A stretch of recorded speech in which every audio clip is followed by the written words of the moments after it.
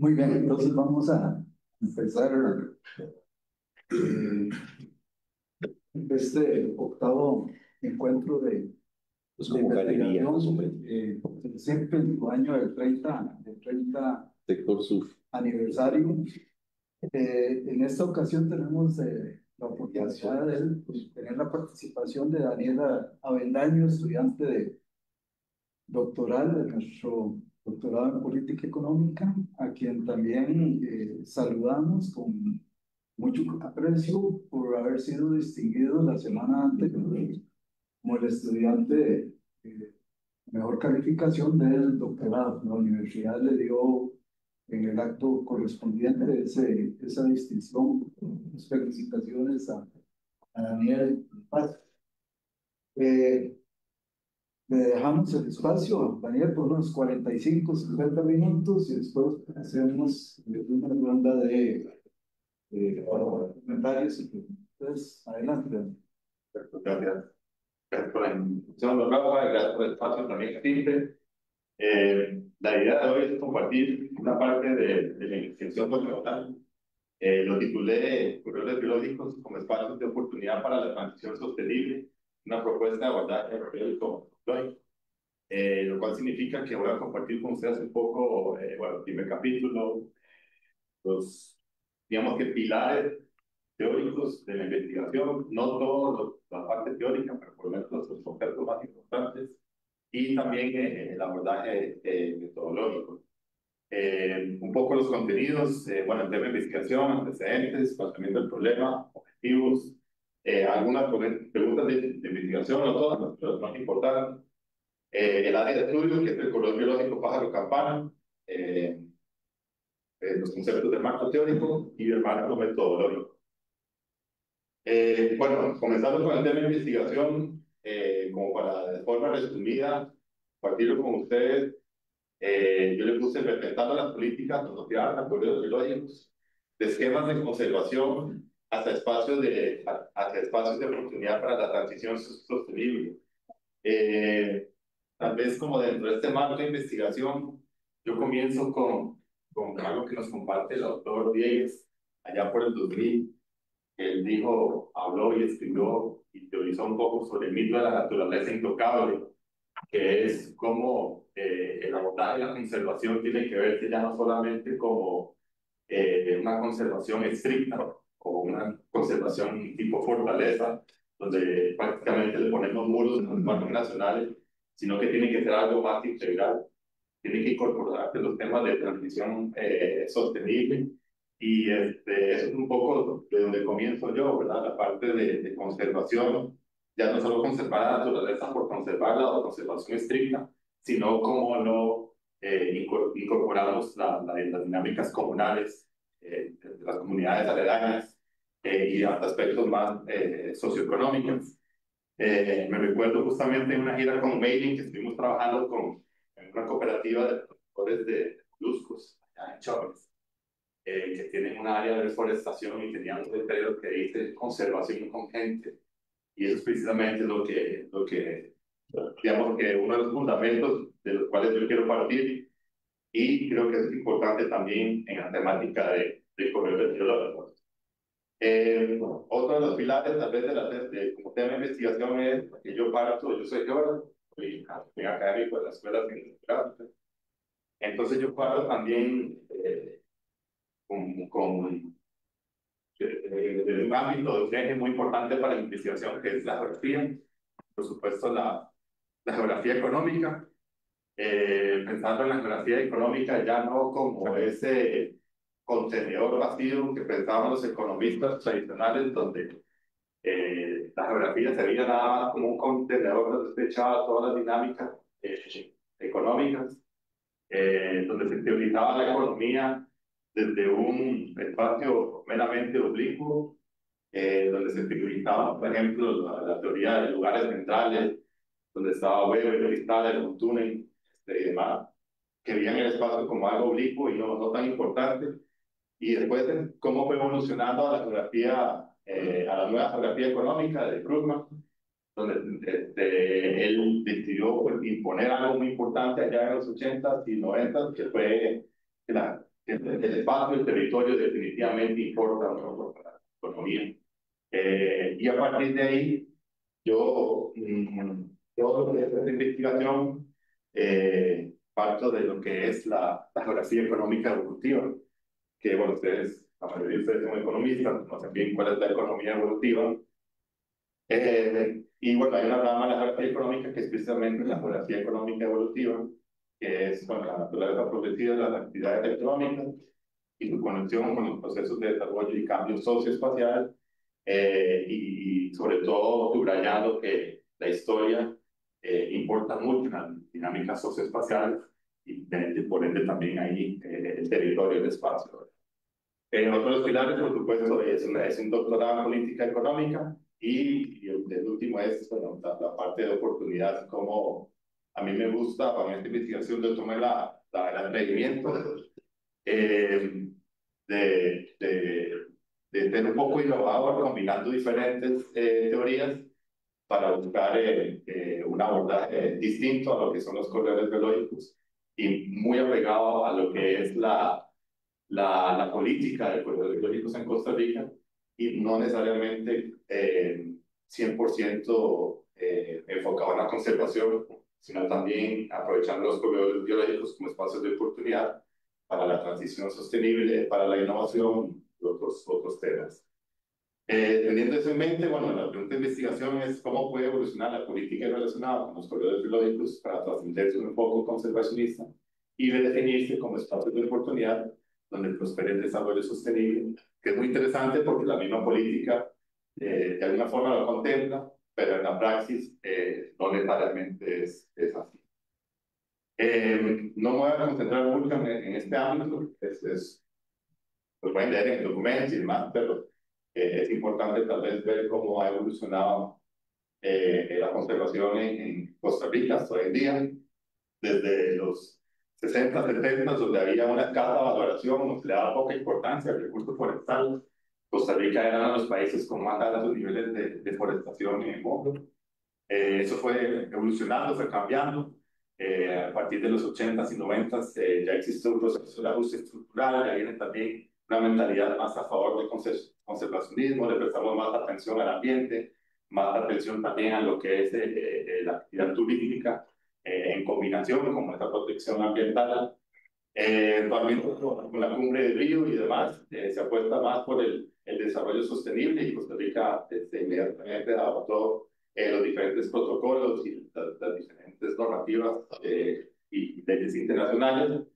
Eventualmente también fuimos innovadores y digamos que fuimos de los principales impulsores de lo que es el sistema de pagos por servicios ambientales, el programa por pagos de servicios ambientales, y vemos esta transición que ha tenido la conservación en Costa Rica hasta los últimos 15, 20, 25 años, donde digamos que una de las prioridades ya no es el establecimiento de áreas protegidas, porque ya no hay, de Costa Rica es bastante pequeño, no hay suficiente presupuesto para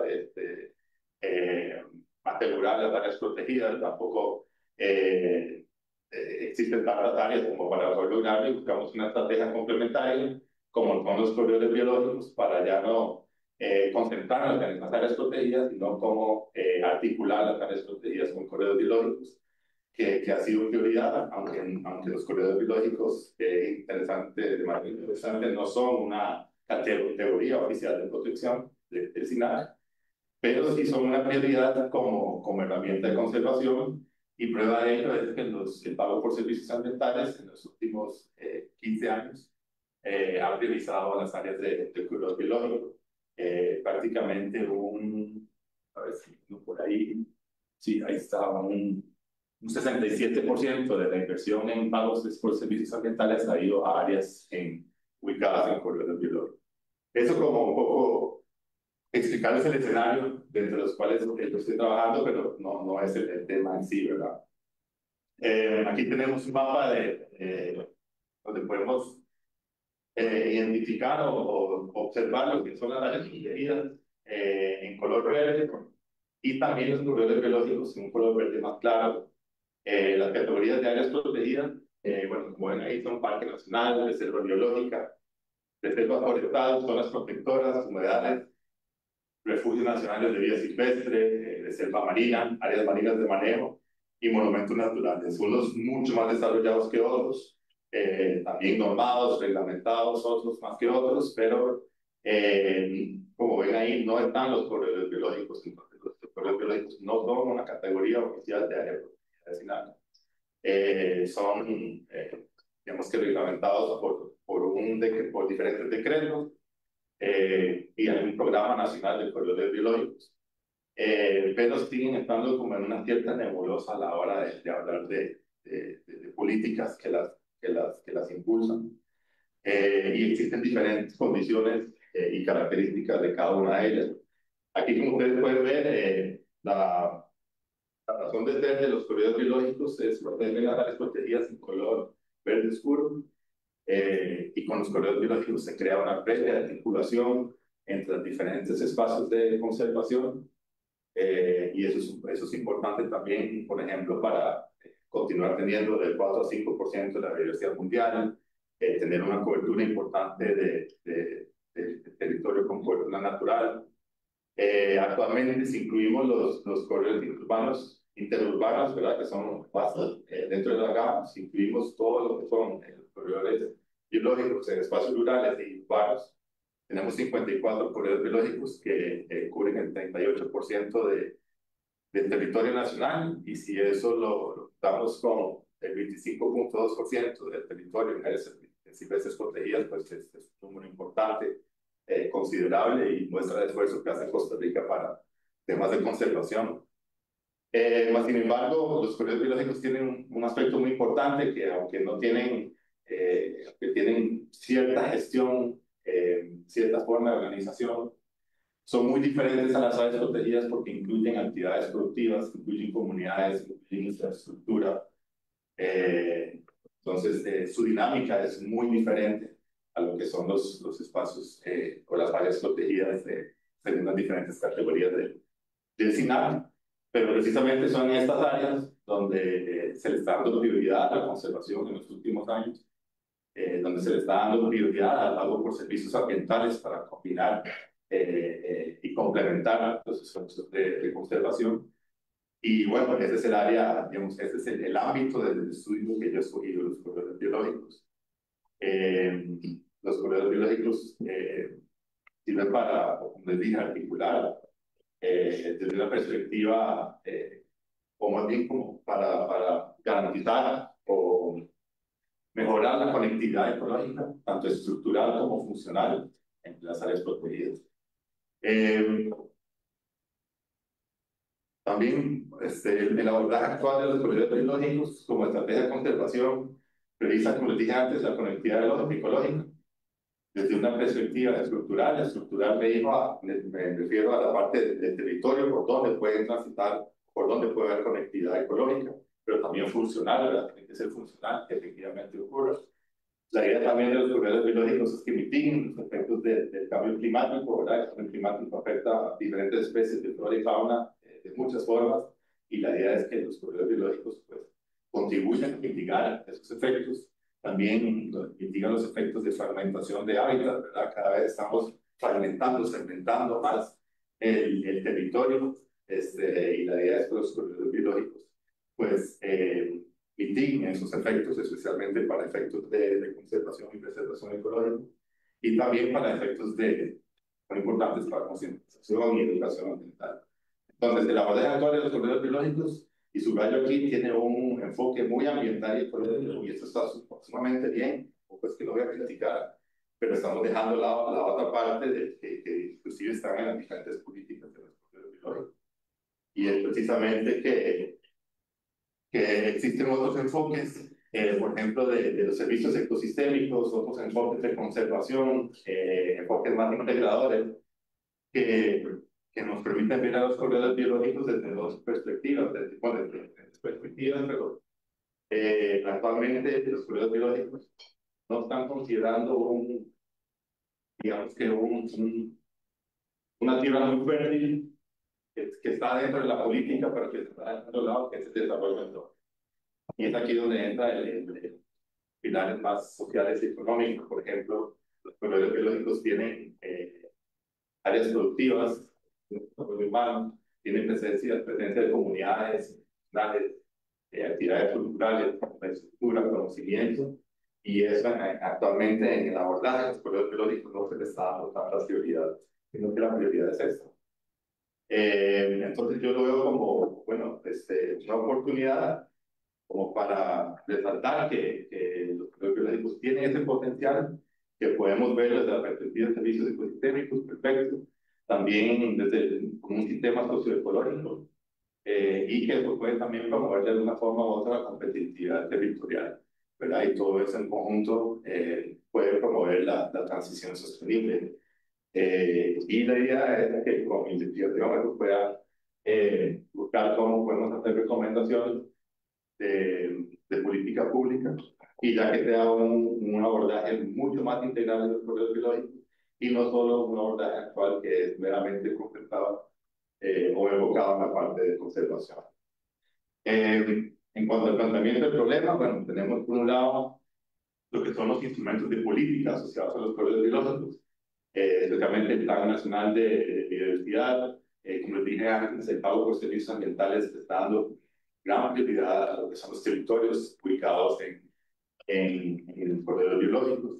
Tenemos un programa nacional de corredores biológicos y en teoría, digo teoría porque no es cierto, no todos los corredores biológicos lo tienen, pero tienen un comité local del corredor biológico para gestionar el corredor biológico, ¿verdad? Con lo que tenemos actualmente y el abordaje actual de los corredores biológicos, se ha logrado un aumento de la cobertura forestal, se ha mejorado la conectividad ecológica, tanto física. Siento yo que se ha logrado esa meta, tampoco es que ha sido 100% exitosa, pero yo creo que ha sido una herramienta muy importante que ha llegado a complementar los esfuerzos del SINAC en materia de conservación oficial, digamos, o de las categorías oficiales. Sin embargo, siento que todavía hay unos temas pendientes que están bien claros en las políticas de corredores biológicos, pero que no se han destacado mucho, que es cómo promover el desarrollo económico, social inclusivo en esos espacios, ¿verdad? Complementario a los esfuerzos de conservación, y cómo fortalecer la participación en el bienestar, ¿verdad? Entonces es ahí donde yo veo como un cierto gap, una cierta brecha en las políticas y lo que se está implementando en la actualidad. Entonces hay un problema que, bueno, tengo que definirlo bien en la investigación, puede ser un problema institucional de diseño, de cómo se implementan, de cómo se gestionan, cuál es su gobernanza, si es un manejo local.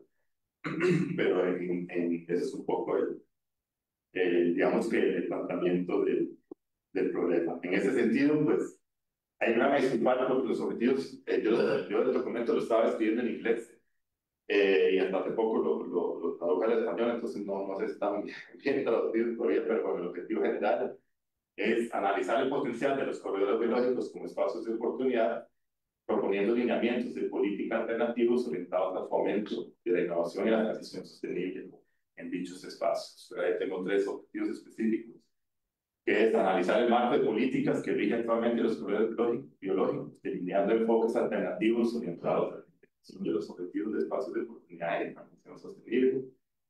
Identificar los actores y dinámicas institucionales del corredor biológico pájaro campana, porque ya no estoy hablando solamente de corredores biológicos en general, sino caso de estudio del biológico pájaro campana en particular, que ya les voy a explicar por qué lo escogí y cuáles son sus características.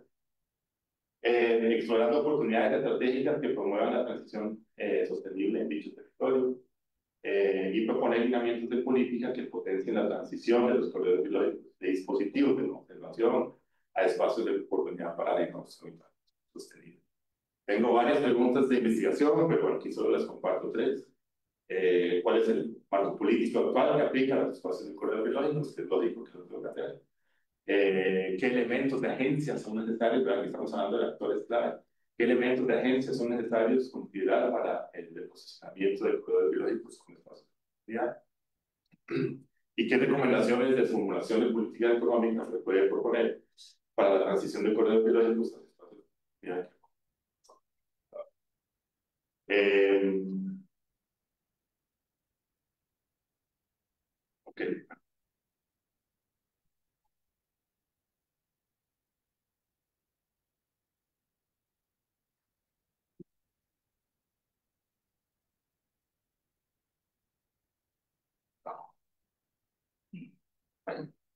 Entonces, como caso de estudio, en específico, escogí el corredor biológico Baja Campana por diferentes razones.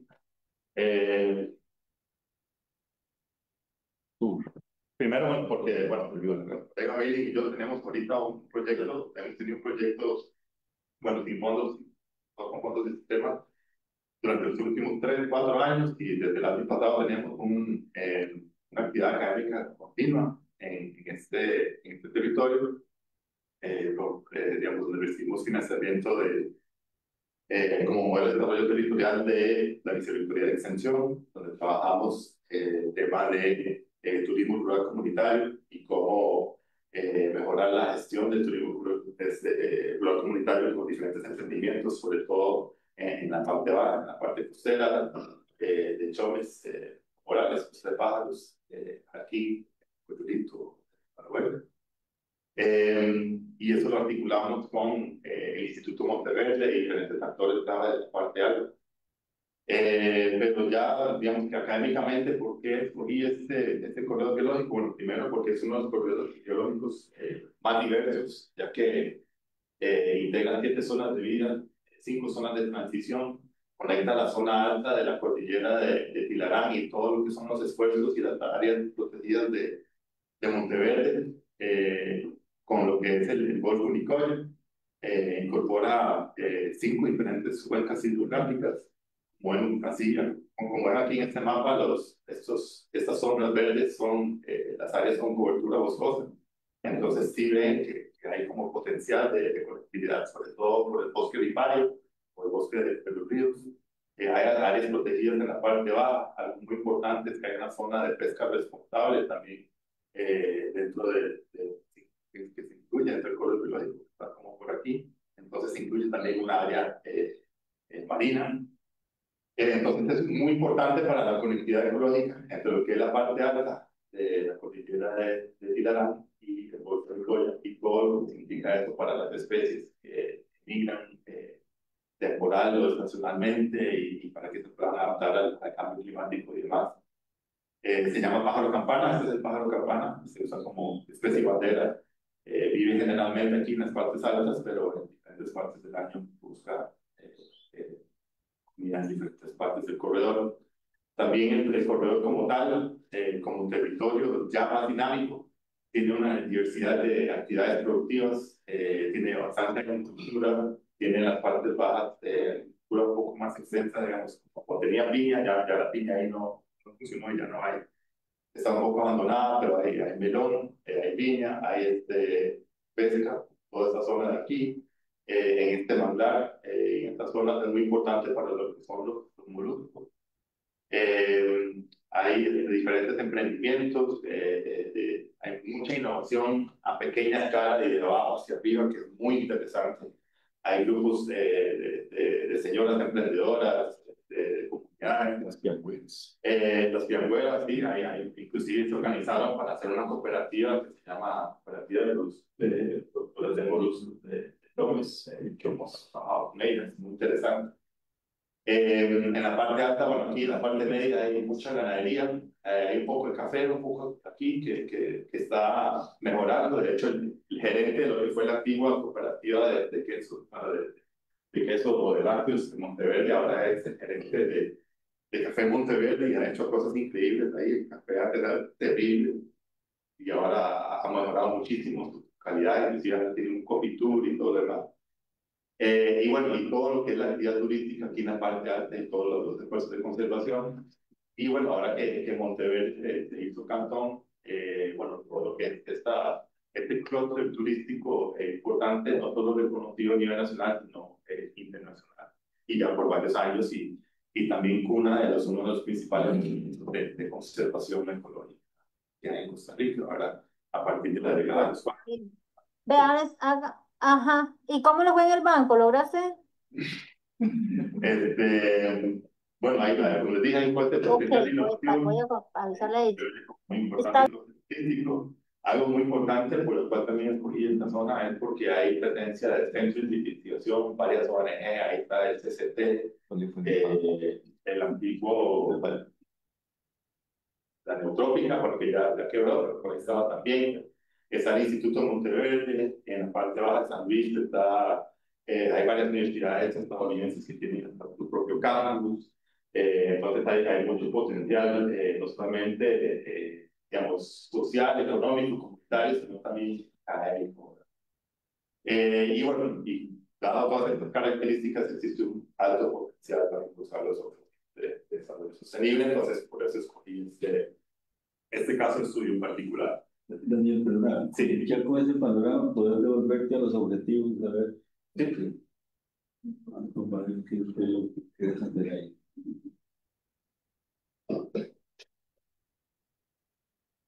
Lo vas a ver mejor con los otros gráficos de la semana.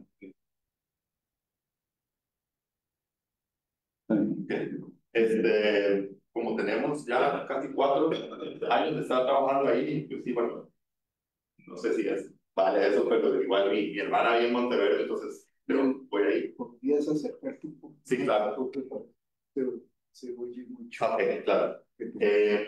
Entonces hemos logrado identificar una serie de actores clave muy importantes para la investigación y por eso también parte de la metodología, como lo van a ver más adelante, es un análisis de actores clave. Tal vez el análisis como tal no lo he terminado, pero sí lo hemos identificado claramente.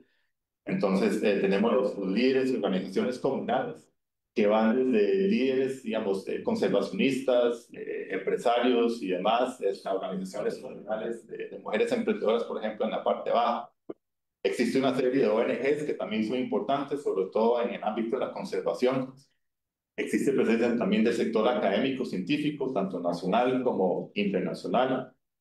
Como les dije antes y se los mencioné, una fuerte presencia del sector productivo, emprendedores, innovación. Es muy interesante también en el sector privado, por ejemplo, la actividad turística que existe en Monteverde está muy bien organizada. Hay empresarios que ya tienen ya cámara y son, digamos que bastante poderosos, pero también están muy conscientes en la perspectiva ambiental y promueven la idea de tener un corredor mucho más integral y con una visión más de transición hacia la sostenibilidad y no solamente la conservación. Por supuesto que es uno de los corredores, no conozco todos los corredores del país, soy sincero, pero es uno de los corredores biológicos que ha tratado de garantizar su función de manera correcta y han logrado entre los diferentes sectores productivos y la institucionalidad financiar el comité y un coordinador general del corredor biológico, que eso ha sido un tema muy difícil de gestionar en otros corredores biológicos. Y bueno, y por supuesto la presencia de gobiernos locales y las diferentes instituciones, bueno, desde el SINAC, el MAC, y el INDER, la parte baja también ICOPETRA. Y, y también, bueno, con algo muy importante que ocurrió en los últimos 2 o 3 años, que fue que Monteverde ya finalmente obtuvo su campeonato y ya no es parte del cantón de Punta Arenas. Y eso le da digamos, cierto peso todavía a la toma de decisiones. En cuanto al marco teórico, bueno, nada más es un bosquejo muy básico, pero digamos, si se acuerdan del objetivo primero, tiene que ver más con la parte política. Entonces, investigué un poco lo que son las políticas de conservación y desarrollo en espacios de conservación desde 2 enfoques. El enfoque tradicional, ¿verdad? La Forest Conservation o conservación fortaleza o la conservación más estricta que nació con los parques nacionales en Estados Unidos y que se adoptó aquí en Costa Rica con los primeros parques nacionales, donde se decía que eso es un parque nacional, saquemos todo lo que hay ahí porque esto es estrictamente para conservación, ¿verdad? Eso es algo más estricto. Después vinieron un poco otros enfoques que siguen siendo tradicionales, pero más flexibles, con una propuesta un poco más, digamos que neoliberal en el sentido que buscaba sacarle más provecho económico a las áreas protegidas. La misma conservación mediante el comanejo, que en Costa Rica hay ciertas experiencias, como por ejemplo en Cahuita, ¿cómo se llama este que queda en San Vito, cerca de San Vito? Pero Sabalito. Donde son experiencias de comanejo interesantes, importantes, algunas más exitosas que otras. Y bueno, y ahora con enfoques mucho más alternativos, con mucho más, con un enfoque diferente, pero ya digamos con una metodología y una base más sólida de cómo se deberían realizar, que es la conservación convivencial y el community-based o la conservación basada en las comunidades, que están más relacionadas con la transición sostenible, ¿verdad? Entonces, eso es un poco como la primera parte. No me voy a referir a estos en esta presentación porque creo que no va al caso y tampoco no son pilares teóricos tampoco de la investigación. Pero sí me voy a referir a lo que es el concepto o el ámbito más de la agencia y sobre todo en particular el Change Agency o la agencia de cambio, que es, ok, ¿cuáles son los agentes, cuáles son los actores claves, cuáles son las dinámicas entre los diferentes actores que pueden promover un cambio de enfoque hacia la transición sostenible en proveedores biológicos? Y metodológicamente, bueno, aquí realmente eso no tiene que ser aquí porque eso es parte de la metodología, pero voy a utilizar un enfoque metodológico que se llama el Path Tracing Analysis o el análisis de trazado de ruta que viene de la geografía económica evolutiva, que se utiliza para estudiar la agencia de cambio y que se ha utilizado también para el abordaje de los espacios de oportunidad de manera conceptual y práctica. Y esto yo, digamos que lo aprendí y me lo compartieron en la pasantía que yo hice en Suecia, en la Universidad de Lund, en el Instituto de Sturgeon. Ahí también, bueno, después vienen los lineamientos de política pública, ahí donde entran los espacios de oportunidad, ¿verdad? Como un área, creo que para mí muy fértil, pero también como con un enfoque muy positivo de cómo se pueden abordar la transición sostenible en corredores biológicos, el Transformative Innovation Policy, que siempre me ha llamado mucho la atención y que la idea es también en una pasantía que voy a estar realizando en noviembre y octubre, perdón, en octubre y noviembre en España, pues fortalecer un poco la última parte de esta metodología de la investigación.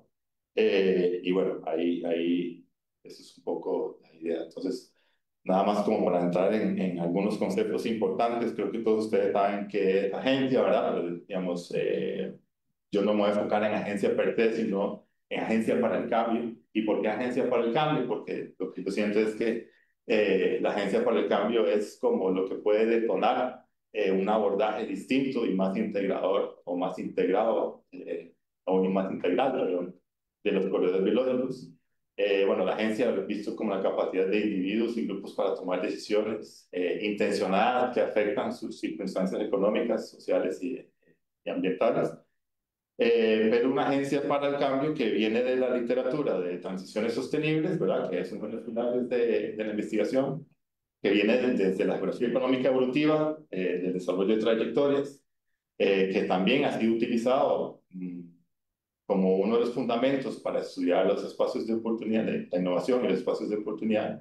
Entonces, de aquí, de esta literatura, de esta experiencias académicas, nace el Change Agency. Tiene 5 o 6 años comenzado, que tiene que ver más con el papel deliberado y transformador de ciertos actores o entidades en la conducción de cambios dentro de sistemas económicos regionales, dentro de la configuración de patrones espaciales y dentro de la promoción del desarrollo sostenible. Bueno, obviamente me voy a referir mucho a esta tabla, pero es como para que ustedes vean que yo sí he hecho mi tarea. Y hay diferentes tipos de agencia de cambio. Son tres principales, ¿verdad? El rendimiento innovador, que tiene que ver más con este cambio o ese enfoque hacia la innovación, ¿no? El emprendimiento institucional, que tiene que ver más con el enfoque y la participación de instituciones, y la agencia de cambio que tiene que ver más con el liderazgo territorial. ¿Verdad? Entonces, aquí ya he identificado los aspectos o las características que se pueden observar en el territorio de cada uno de esos tipos de agencias, y la idea es llevar esto al corredor biológico pájaro campana para identificar qué tipo de agencia de cambio existe aquí y qué tipo de agencia puede promover la transición sostenible y visualizar los corredores biológicos como espacios de oportunidad. Por otro lado, están bueno, los espacios de oportunidad, que para mí, desde que yo oí la palabra espacio de oportunidad, yo, wow, qué positivo suena eso. Claro, yo vengo del ámbito de la geografía, encanta, obviamente sé muy bien qué es el espacio, qué es el territorio, pero cuando yo vi espacios de oportunidad, yo dije, wow, qué interesante, ¿qué significa eso? Y más bien me di cuenta que sí tiene que ver como un enfoque muy positivo de cómo buscar cambios estructurales y de agencia en diferentes territorios. Y bueno, en este caso es una herramienta conceptual para entender el vínculo entre estructuras regionales desarrolladas históricamente, ¿verdad? Recuerden que yo parto de la geografía económica evolutiva. De aquí, estas son instituciones, conocimiento e infraestructura. ¿Cómo se combina eso con la agencia humana, verdad?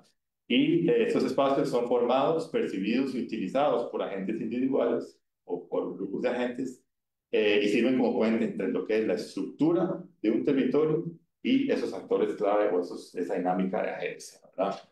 ¿Cuáles son los elementos clave de los espacios de oportunidad? Bueno, primero, las condiciones estructurales, ¿verdad? Que tenemos que tener muy claro cuáles son las instituciones, las redes de conocimiento, las estructuras productivas, cuál es el ámbito de agencia, ¿verdad? ¿Quiénes son los emprendedores, las comunidades, las ONG, los gobiernos locales y qué interacción existe entre ellas? ¿Para qué sirven los espacios de oportunidad? Bueno, para analizar condiciones que habilitan o limitan las trayectorias de cambio, para identificar ventanas de oportunidades emergentes, ¿verdad? En este caso, un enfoque, digamos que más integral de los corredores biológicos. Integran el pasado, el presente, el futuro, y promueven la transición hacia ámbitos más sostenibles. Eh, Desde la geografía propia, ya no solo la geografía económica evolutiva, sino la geografía como tal, este concepto es muy interesante porque para mí viene a complementar lo que es un enfoque muy positivo del abordaje del espacio, ¿verdad? Primero tenemos Harvey en el 2000. Harvey, menos que ustedes han leído mucho a David Harvey, es uno de los geógrafos más citados en las ciencias sociales. Él a nivel macro propone lo que es espacios de esperanza, que es algo muy, digamos que más utópico, muy elevado, de cómo tenemos que abordar la relación naturaleza-territorio y seres humanos, pero muy utópico en el sentido de que es, digamos, hasta espiritual y ya como a niveles muy de humanidad. Por otro lado, tenemos el enfoque de territorios posibles, sumamente latinoamericano, desde nuestro amigo Horacio Bozano en la Universidad de La Plata, en Argentina. Territorios posibles también es un enfoque y una metodología muy bien diseñada, pero además como de cómo desarrollar de forma participativa proyectos de extensión en diferentes comunidades para que ellos puedan visualizar y promover sus territorios. Y siempre me faltaba como ese nivel más meso y ahí es donde entra como el concepto más de espacios de oportunidad y creo que encaja bien en lo que es esta investigación. También los espacios de oportunidad están clasificados en, ok, espacios de oportunidad que son más temporales, que tienen que ver con el momento justo y exacto en un territorio, como por ejemplo cambios en políticas globales, nuevas tecnologías, la aparición de un nuevo discurso, la aparición de una nueva actividad económica que llega en un momento particular a un territorio y tiene ese cambio, ¿verdad?, estructural. Hay espacios de oportunidad que son muy específicos del lugar, que tienen que ver con los recursos y la institucionalidad de los agentes que están ahí. Y hay espacios de oportunidad que tienen que ver ya con la dinámica de los actores y diferentes líderes comunales o del territorio que son los que promueven esos espacios e impulsan esos espacios de oportunidad. Aquí no me voy a detener para nada, pero otro de los pilares importantes es la transición sostenible, ¿verdad? Ya no el desarrollo sostenible como tal, sino que cómo logramos esa transición entre lo que tenemos y alcanzar el desarrollo sostenible, pero eso significa un camino que hay que transitar, valga la redundancia, y bueno, tenemos es una transformación sistémica, tiene su propia dimensión territorial, obviamente bueno, tiene que haber innovación desde lo local, trayectorias, etcétera, pero la transición sostenible en un sistema sociotecnológico tiene que ver con cambios en tecnología, tiene que ver con cambios en diferentes formas de gestionar esa transición, pero en mi caso yo estoy estudiando la transición sostenible no en un ámbito sociotecnológico, sino más bien en un ámbito, un espacio socioecológico, ¿verdad? Como los corredores biológicos. Después de ahí, bueno, ya entro un poco al marco metodológico, ¿verdad? Tengo, bueno, primero la parte de políticas de conservación y corredores, donde Obviamente tengo que revisar todo, bueno, revisé todos los marcos normativos, los planes, los informes que tienen que ver con corredores biológicos, se implementa un análisis de contenido temático por medio de AltaTi, y la idea es hacer un Advocacy Policy Framework, o un marco de coaliciones promotoras para analizar cómo los diferentes actores se unen en coaliciones y comparten un sistema de creencias para influir en la formación de políticas públicas.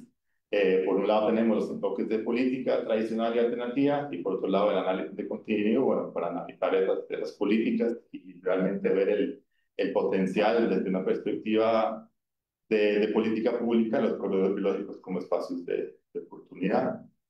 Después tenemos el objetivo 3, que tiene que ver más con la identificación bueno, los sectores clave, pero sobre todo lo que son las dinámicas de agencia para el cambio. Como tengo ya algunos años en el corredor biológico, en el área de estudio, pues obviamente la observación directa y ya mi conocimiento y experiencia ahí va a ser muy importante. Obviamente voy a hacer un análisis de actores clave, ya los tengo identificados, pero hay que hacer ese análisis. Voy a implementar una metodología que se llama Path Tracing Analysis, o que lo que hace es rastrear secuencias de eventos e identifica puntos críticos para revelar las estructuras y los poderes causales que moldean las trayectorias de desarrollo regional a lo largo del tiempo, y eso lo voy a implementar por medio de entrevistas semiestructuradas, porque así se hace el path tracing, identificando diferentes narrativas, percepciones de los actores. Y por medio del path tracing analysis, lo que hace es como un estudio temporal de, ok, por ejemplo, en el biológico, qué pasó a partir de la llegada de los cuáqueros, cómo se fue implementando este enfoque más hacia la conservación, qué pasó cuando ya Monteverde se consolidó como un clúster turístico, qué pasó en las partes bajas con las diferentes comunidades, las diferentes organizaciones y los diferentes líderes comunales, y esos, digamos que puntos importantes a lo largo del tiempo que han ido estructurando el desarrollo de la región, o en este caso el corredor biológico. Bueno, aquí lo principal son los actores clave, los roles, los intereses, dinámicas de poder, etc. Y el tercer objetivo, que ya tiene que ver más con la propuesta de directrices de política que promueven los corredores biológicos como espacios de oportunidad para la transición sostenible. Para lo cual todavía tengo que afinar un poco mejor la metodología, pero la idea es hacerlo en conjunto con las compañeras de Ingenio en la Universidad Politécnica de Valencia, con Cristina y con Sandra, que estuvieron aquí para la celebración de 30 aniversario, y la idea es tomar como base lo que son las políticas de la innovación para la transformación y las herramientas que ya ellas tienen definidas y muy bien estudiadas, y por medio de un grupo focal con actores de diferentes ámbitos dentro del corredor, pues validarlo, y de ahí proponer directrices, algunos que van a ser específicos para el corredor biológico como tal, algunos que van a ser específicos para el caso de Costa Rica, y otros que van a ser más genéricos para corredores en cualquier parte del mundo, ¿verdad? Entonces, si lo vemos desde esa perspectiva, eh, bueno, yo parto en primera instancia, creo que es muy importante, de un enfoque estratégico relacional de estructura y de agencia de Haile en 2002, donde hay un contexto estrictamente, estratégicamente seleccionado, que en este caso va a ser el corredor biológico Pájaro Campana, donde existen actores estratégicos, que ahí es donde yo voy a entrar con el tema de agencia para el cambio, ¿verdad? Y que tiene que ver más con el segundo objetivo. Después, con formulación de estrategias dentro de un contexto particular, que ahí es donde voy a entrar con lo que es el tema digamos, de lo que va a ser el producto en sí, de la tesis, que es la propuesta de directrices de política dentro del corredor biológicos, y la abordaje como espacio de oportunidad. Y bueno, que ya les mencioné, ¿verdad? Entonces, y los siguientes, ya para ir terminando, los siguientes pasos de la investigación, bueno, es una pasantía de 2 meses, 2 meses y medio en Ingenio, en la Universidad Politécnica de Valencia, donde pienso concluir el análisis de política y factores clave, validar y optimizar la metodología, afinar algunos instrumentos, y sobre todo, pues aprender un poco y definir la parte de las propuestas que yo quiero hacer a partir de las políticas de innovación para la transformación. Y creo que hasta ahí. Muy bien. Gracias, Daniel, por la exposición, la exposición que nos llama a múltiples reflexiones y posibilidades de discusión. Bien. Vamos entonces a darle la palabra a tres personas y después respondes y ahí seguimos. Claro. Entonces, ahí está Keynor, Mario. Mario, no vi a Keynor. Ok, no. Sí, No, yo, Keylor y Mario. Ok. Yo, bien, voy a hacer un repaso por algunas cosas y luego voy a concentrarme en un par de preguntas. Yo creo que uno de los aspectos interesantísimos que estás planteando es que el proceso de investigación es que te tiene que ayudar a definir si el problema es institucional, si es diseño, si es operativo y ese tipo de cosas.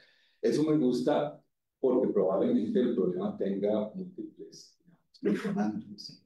Y eso te va a obligar de alguna otra manera a poder establecer un tipo de taxonomía en esos niveles institucionales, otros problemas, operativo, otros de diseño. Y digamos, y en eso un aspecto muy interesante que tienes que tener en cuenta es que una buena parte de la experiencia que nosotros tenemos alrededor de la definición de políticas es que el problema principal está en términos del diseño y que efectivamente muchas veces es un problema que detona, digamos, alrededor de otros aspectos. Eso me llamó mucho la atención, me parece muy interesante y yo creo que es muy relevante, digamos, en el proceso de investigación de tener en consideración y tenerlo bien mapeado. Yo, digamos que una de las cosas que no entiendo muy bien es por qué haces una separación entre marco institucional y marco político, cuando el marco institucional es un orden, digamos, entendemos teoría conceptuales. Cuando no habla de institucional, no solo habla de normas, leyes, regulación, sino que también habla de políticas. Entonces, cuando yo veo preguntas y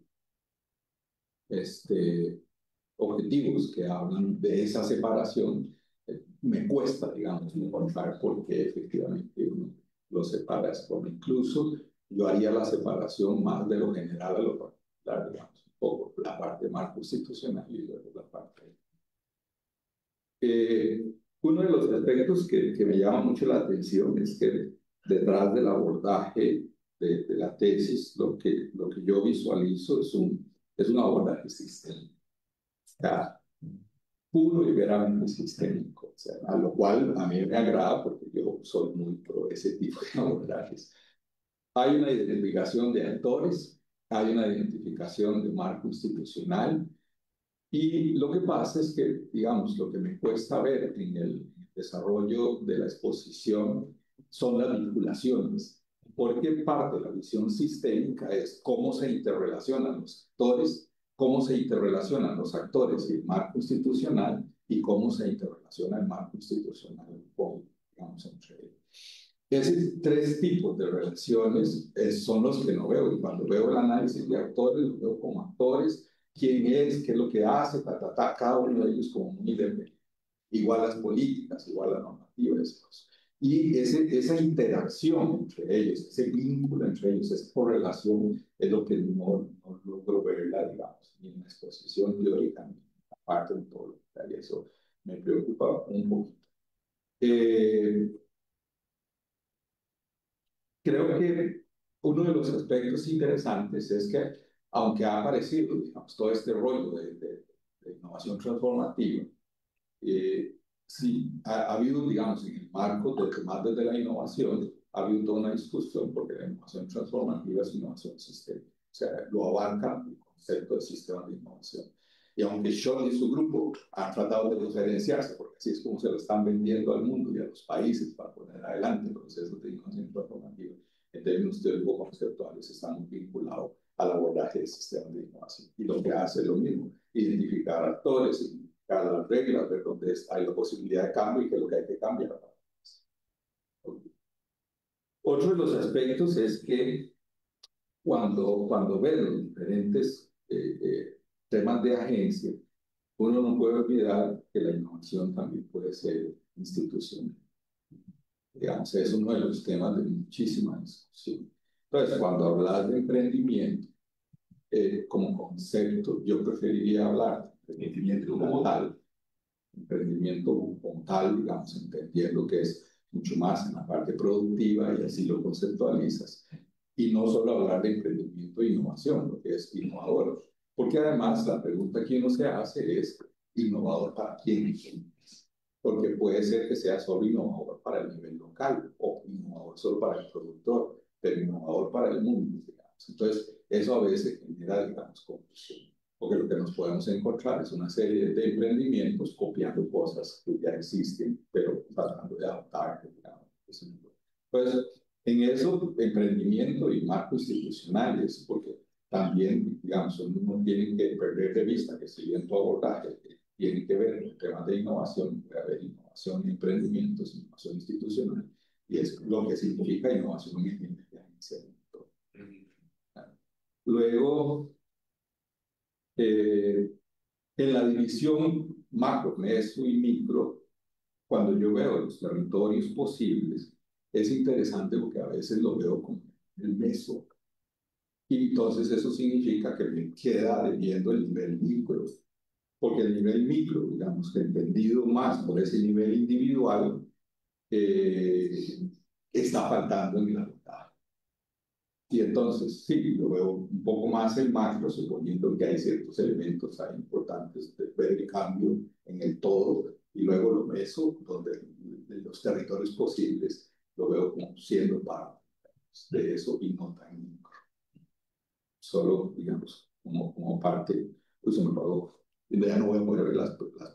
Sí, las voy a ver.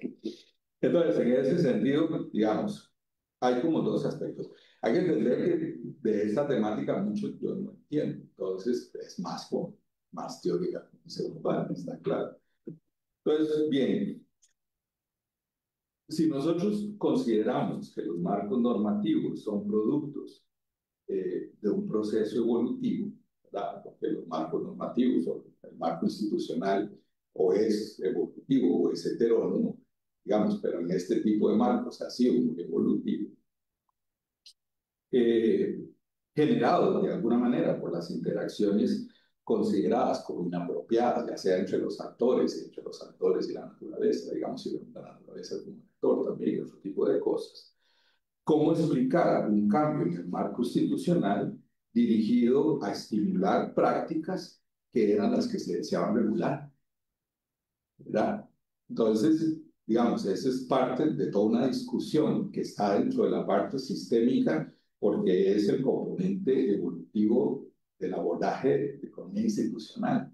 Y es cómo nosotros cambiamos las reglas cuando las reglas han evolucionado de una manera en la cual regulan aspectos que se suponen que deberían estar o son evidentes de algo que se quiere promover o algo que se quiere evitar. Entonces viene, digamos, un poco lo que yo podría pensar que es la pregunta-respuesta. ¿Será que lo que se regula en este momento es completamente distinto de lo que se propone? Y entonces, ¿dónde está la diferencia para que yo a la hora de entrar al análisis del marco institucional no diga que el marco institucional o de políticas está malo, sino es que este puede ser que venga a complementar o cosas de ese tipo? Digamos que es un cuidado que uno tiene que tener, porque eso deriva en mi segunda pregunta, y es ¿cuáles son los que visualizas como los riesgos asociados a una generación de prácticas inadecuadas en vez de un aprovechamiento de oportunidades? Gracias. Arilos. Muchas gracias también. A ver, decía ya que nos por las preguntas, porque yo tenía algunas de esas, pero voy a resumirlo en varias cosas. Cuando uno ve una propuesta, es que no la leí completa, no la conozco desde el comienzo, solo conozco lo que tú nos presentaste. un poco me preguntaba una cosa que te dijo Keylor del análisis sistémico, o sea, ¿qué quiere Daniel con su tesis, verdad? Yo me acuerdo que cuando yo, y esto no tiene nada que ver contigo, sino conmigo, cuando yo presenté mi segundo avance, uno de los profesores de la universidad, de la UNAM me decía, eso como tesis de maestría está genial, ¿verdad? Pero tu tesis es doctoral, me decía. Entonces, yo estaba pensando un poco en lo que tú estabas presentando, y incluso cuando presentaste los objetivos, yo decía, análisis. ¿Será que una tesis doctoral sí debería analizar algo? Yo creo que una tesis doctoral debería, no me voy a meter con los objetivos, es simplemente desde el punto de vista de lo que yo estoy, de lo que vi en tu presentación. Entonces, con todos los elementos que tú tienes, porque sí falta un poco de estructura, digamos, en términos de tu marco teórico, ¿para qué te va a servir en el desarrollo de, de la parte metodológica, estos análisis que tienes que hacer? Porque yo lo que veo en cuando tú presentas un trabajo así es, va a ser un análisis de cómo se puede hacer, o una propuesta de cómo se puede hacer ese análisis sistémico y esta relación para que lo que se trabaja como corredores biológicos realmente tenga la incidencia que debería tener según los actores y según lo que está estructurado dentro del territorio, ¿verdad? Eso es una propuesta que yo diría, sí, eso, o sea, y teniendo en cuenta las capacidades de cada uno. Yo trabajé ahora con corredores biológicos, trabajamos en el Parato Yopan y tienes toda la razón, o sea, en términos de que lo que sea, se le da prioridad a la parte más ambiental, ¿verdad? Y los actores al final, yo sentí que les quedé debiendo, ¿verdad? Porque a pesar de que nosotros tratamos de relacionar los servicios ecosistémicos con lo que ellos, para lo que ellos lo usaban y el aporte al territorio, esta gestión, esta relación real entre actores que realmente permitan una gestión del territorio, eso faltó, porque tiene que ser alguien más relacionado con la parte de geografía, yo hice valoración, ¿verdad? Que les diga eso. Entonces, yo te invitaría a que, yo sé que ya tienes un proceso con Fernando y todo, pero a veces uno tiene como que decir, bueno, en estos objetivos, ¿qué es lo que voy a lograr en cada uno? ¿Cómo lo voy a lograr? ¿Y qué es lo que me va a aportar a una tesis donde yo tengo que aportar algo, no solamente hacer las recomendaciones, sino ver cómo eso se va a implementar? No lo voy a implementar, por supuesto, si nosotros no hacemos política, pero tenerlo como un norte de que al final lo que yo proponga es en base a esos actores, pero cómo se va a implementar también. Y eso me acuerdo mucho de Fernando, habla mucho del territorio, de cuando trabajamos en diferentes áreas, de cómo voy a hacer para implementarlo, pero que realmente tenga alguna funcionalidad, ¿verdad? Y verlo desde el punto de vista de las propuestas, ¿verdad? No sé, tendría que ver el documento y eso, pero a mí me parece que para una tesis doctoral como que le falta empuje. Como te digo, no me voy a meter con los, porque ya están aprobados los proyectos, pero como que lo pienses para ver cómo le puedes meter ese empuje y desde sus análisis que son más las relaciones que hay en ese territorio, ¿verdad? Bueno, voy a meter en la fila y después seguimos con los... No, creo que le han hecho comentarios muy buenos, entonces voy a hacerles un par de comentarios muy malos, que lo que va a demostrar es lo que yo tengo que aprender de esta tesis. Tal vez un poco en la línea que propone Mariluz, yo creo que es interesante, a mí me llamó que la atención, digamos, de que por donde anda empujando Daniel es el tema de integrar y no solo en planes de oportunidad, pero lo ambiental y lo económico, digamos, me parece que es socioeconómico. Sí, socioeconómico. Bueno, yo agarré como... Entonces ahí es donde está mi sesgo, ¿verdad? Entonces yo por ahí sigo, por el enfoque está bien, me parece bien encuadrado, ¿no? Por ahí lo veo. Cuando presentan los instrumentos, ¿verdad? Entonces, los instrumentos que mostrar son leyes y programas. Desde el punto de vista económico, yo me quedo esperando los instrumentos, o sea, los incentivos para que se hagan las cosas, ¿verdad? Entonces, no, nada más como para plantearlo hasta dónde habría que llevarlo un poco más allá, porque puede ser que por el lado de los incentivos, pues, normalmente aquí en Costa Rica tenemos programas con muy buena parafernalia, todo está bien, todo está incluido, ¿verdad? Pero parecía que cuesta que funcione, por eso Jeffrey siempre propone, bueno, hay que ir a ver el detalle, porque es que... Entonces, ese es el comentario, un poco hasta dónde deberías ir a nivel de los instrumentos más allá de las leyes, digamos, qué es lo que está metido ahí, cómo es que eso se... El segundo, que tal vez nada más por curiosidad, pero tal vez para levantar un poco el aporte metodológico que puede estar. O sea, cuando propones el caso, ¿verdad? Pero el caso para mí es interesante porque es un pájaro, ¿verdad? Yo hubiera esperado un sitio, ¿verdad? Como está en el mapa. Entonces yo lo que diría, no es decirte que es incorrecto, yo diría que ¿por qué no elaborar más eso? Porque a lo mejor ahí hay presente una elaboración conceptual, metodológica importante, que yo la intuyo, si estamos hablando de corredores, ¿verdad?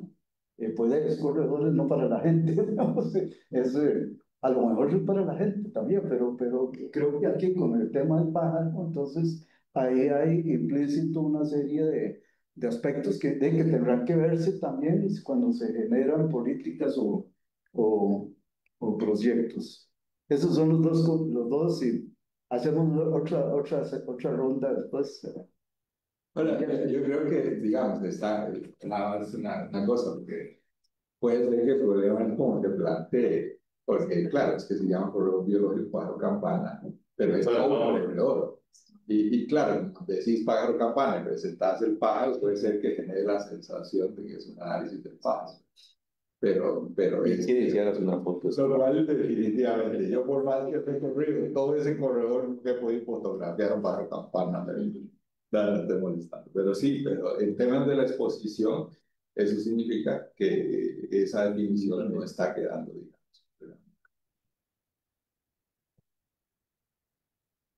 Adelante. No tienes que decir nada, o sea, No, bueno, y realmente, no, digamos, sí, pero empecemos de atrás para adelante, digamos, Rafa, sí, el corredor, es que se llama pájaro campana, pero yo no me estoy concentrando, digamos, en el pájaro campana per se, es todo el territorio como tal, y usted mismo lo dijo, digamos, no es solamente la conectividad ecológica, que eso es lo que se prioriza, sino más bien también ahí va a haber conectividad económica y social, y eso es un poco lo que yo quiero resaltar.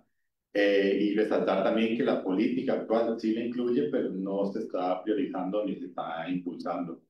Y todos los otros comentarios, o sea, realmente no tengo mucho que decir, nada más que son muy valiosos y tienen, la verdad, de mucha razón. Algunos más que otros, sí, pero creo que también y como dije aquí, yo me enfoqué mucho en compartirles solo unos finales teóricos, no todos, y tampoco toda la metodología como tal. Entonces, tal vez si hubiera presentado todo y inclusive adicionar algunos resultados hubiera sido más fácil de comprender cuál de ustedes. Sí, básicamente. Si hay alguna otra pregunta, Gerardo, alguien que esté ahí desde el mercado también puede levantar. Adelante. Ay, ¿verdad que se está perdiendo? Eso tal vez, bueno, yo hago la aclaración de que yo estoy conociendo en realidad pues ahorita con la presentación y a veces son un poco dispersos, entonces de repente no capta todo lo que se pretende. Desde el título a mí me llamó la atención, Daniel, y digamos, poco a poco me fue quedando claro en la presentación. El tema, o sea, me parece que el título... El título es para hoy nada más. Okay. No es el título de la investigación. Ok. Bueno, me gustaría entonces conocer el título de la tesis tal vez ahora, pero digamos, el tema, digamos, el título sí es muy metodológico, me parece, lo cual está bien, digamos, sobre todo si decís que es para la presentación de hoy. Porque hablar de espacios de oportunidad, que no es digamos, no es un concepto que te estás inventando y no es ir a buscar a la Real Academia que significa espacios de oportunidad, sino que responde, digamos, ya a un marco, digamos, conceptual y metodológico. Y el tema de transición sostenible, digamos, es como la otra cosa que también desarrollaste en la discusión. Porque yo me he preguntado, digamos, sin la presentación, bueno, de hecho aquí lo tengo apuntado, es transición hacia qué. O sea, digamos, estamos hablando de transición, pero ¿hacia qué? Pero me parece que queda claro, digamos, que el concepto de transición sostenible implica pues toda una dinámica de desarrollo, de relaciones de actores hacia el ideal, digamos, del desarrollo sostenible, ¿verdad? Por lo menos así lo entendí. Entonces, bueno, digamos, te lo planteo de esa forma, digamos que me parece, digamos, que el título, que está bien, digamos, el título me dejó muchas preguntas, pero que también las estás abordando. La otra cosa, tal vez el otro comentario que yo quería hacer, a mí me hubiera encantado que hubieran estado también los estudiantes de la promoción actual, digamos, porque refleja, bueno, y a lo mejor podemos hacer algún espacio ahí como, qué sé yo, porque me parece importante, a ver, falta mucho todavía por hacer, definitivamente, y cuando planteaba, bueno, ¿dónde estoy? ¿Qué sigue? Pues estás como a medio camino, diría yo, o sea, lo cual, digamos, no es malo porque esto de los caminos, cada quien lo hace, digamos, con las condiciones o las razones que tenga. Pero sí, por lo menos a mí, la otra impresión que me dio de la presentación es a ver, como el nivel de madurez que ya tenés en este momento. Digamos que hablas con mucha propiedad de conceptos, hablas con propiedad de relaciones, hablas mucha propiedad de marcos metodológicos. Y es una aspiración que nosotros tenemos con los estudiantes que vamos admitiendo y tal vez hubiera sido muy ilustrativo, pero como digo, podemos o sea, bueno, nada más lo propongo, digamos, eh, para que los estudiantes que están ahorita empezando también vean que es un asunto como de tiempo y es un asunto de dedicación y es un asunto de lectura, es un asunto digamos, como de sentarse con todas las complicaciones y todas los aprendizajes, las bonitas y las feas de un proceso de doctorado. Pero a mí me parece, digamos, rescato el nivel de madurez, teniendo claro que te falta mucho y las observaciones que hacían también los compañeros más de fondo vas a tener que tomarlas muy en cuenta y creo que también a estas alturas quizás hacer alguna revisión de cosas que podrían estar, que uno a veces las plantea como que si estuvieran en piedra, a lo mejor no están tan piedra, digamos. A mí me llamó la atención la observación también que hizo Mariluz de los verbos, digamos, los verbos en las... Me llamó la atención primero que tuviera solo tres objetivos específicos. Usualmente, digamos, que también no hay nada identificado, pero yo pienso que con una tesis de doctorado, yo me hubiera imaginado unos cuatro objetivos, y el último era como el relleno, que es como el de política económica, ¿verdad? Pero digamos, tres objetivos como digamos, más conceptuales, más fuertes, y quizás, digamos, como los verbos analizar, digamos, a mí no me encanta el verbo analizar para un objetivo, porque analizar puede ser, digamos, o sea, muy etéreo, muy analizar qué le voy a analizar, ¿verdad? Entonces, qué sé yo, puede ser que un objetivo más general no pueda poner a analizar, pero el objetivo específico tiene que desglosar qué es lo que voy a analizar, porque si no nos quedamos, pero vos lo sabes, en el objetivo general, me parece, y un objetivo específico. Entonces, digamos, son sugerencias y como te digo, a partir de la escucha, a partir de la presentación, rescato, digamos, el nivel de madurez, demuestra camino, digamos, demuestra camino hacia atrás, pero también claramente deja que hay camino por delante. Gracias. ¿Algún otro? Adelante. Yo tampoco conozco bien el trabajo, ¿verdad, Juan? Pero por lo que nos presenta Daniel, aquí, desde la geografía crítica latinoamericana, digamos, él hace un abordaje territorial de ese instrumento que ya existe, que es el control biológico, que tiene por nombre pájaro campana, pero que en realidad es más que el pájaro, ¿verdad? Y que yo entiendo que lo que está haciendo es eh, develar esos espacios que están cartográficamente silenciados.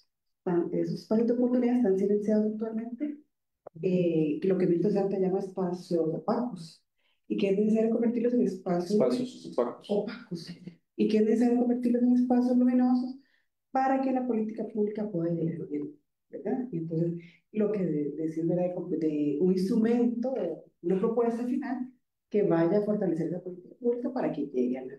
Y en la geografía lo hacemos a través de muchas formas, pero al final siempre tenemos un mapa final que va a develar eso. Entonces, es a través de la cartografía que también se hace aporte. Eso es lo que logro entender del trabajo de Daniel, que necesito leerlo más para ver. Y que es importante estos espacios que tenemos aquí para que cada uno pueda hacer sus cuestionamientos y que, bueno, tal vez si tenga la respuesta ahí, tal vez no lo había como había destacado, y también para fortalecer el trabajo de niño. Muy bien. No sé si hay un otro comentario.